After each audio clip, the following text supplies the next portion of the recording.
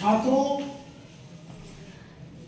आज के इस चैनल में आप पढ़ेंगे त्रिकोणमितीय अनुपातों के चिन्ह के बारे में।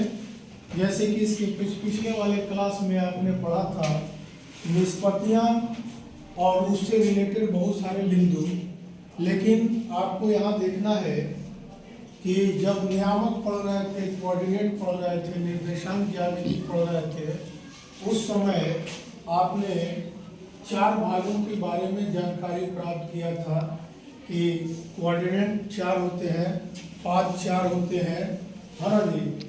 तो यहाँ देखेंगे कोण का वैल्यू जो होता है उसके आधार पर अगर त्रिकोणमितीय निष्पत्तियों में कोण का वैल्यू लिया जाए 0 से लेकर 360 तक, तो कोण के आधार पर उसका स्थान कहाँ होगा, किस क्वाड्रेंट में होगा, ये जानकारी आप प्राप्त करेंगे। जैसे प्रथम क्वाड्रेंट के बारे में देख रहा है और पॉजिटिव लिख रहा है, इसका मतलब हुआ कि त्रिकोणमिति के जितनी निष्पत्तियां हैं सबका मान धनात्मक होगा प्रथम पाद में। दूसरे पाद में कह रहा है कि सिर्फ साइन और कॉसेक का मान पॉजिटिव होगा, बाकी का नेगेटिव हो जाएगा। तीसरे क्वाड्रेंट में कह रहा है कि यहाँ सिर्फ टैन और कॉट का मान पॉजिटिव होगा। यहाँ चौथे क्वाड्रेंट में कह रहा है कि कॉस और कॉसेक का मान पॉजिटिव होगा। आप देख रहे हैं कि यहाँ जो थीटा का वैल्यू लेंगे, यहाँ जो थीटा का वैल्यू लेंगे उसका मान 0 डिग्री से 90 डिग्री के बीच होगा। यहाँ लिखा गया है 0 डिग्री इज ग्रेटर देन और 90 degree is less than. Theta का मान 0 से बड़ा और 90 से छोटा है।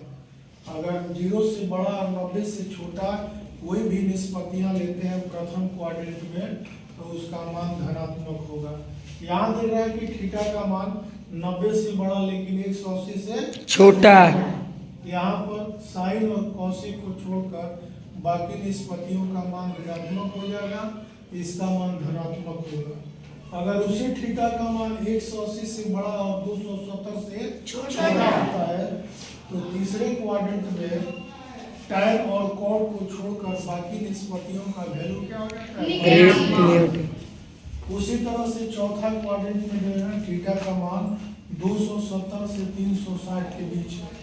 270 से बड़ा हो लेकिन 360 से छोटा। यहाँ कॉस और कॉसेक को छोड़कर बाकी नेगेटिव, ये सिर्फ पॉजिटिव होगा। जो यहाँ पर नोट में लिख दिया गया है, थोड़ा याद रखेंगे ताकि बड़ा से बड़ा और छोटा से छोटा कोण आप आसानी से क्वाड्रेंट में लिखकर उसका धनात्मक और ऋणात्मक चिन्ह आसानी से निकाल सकते हैं।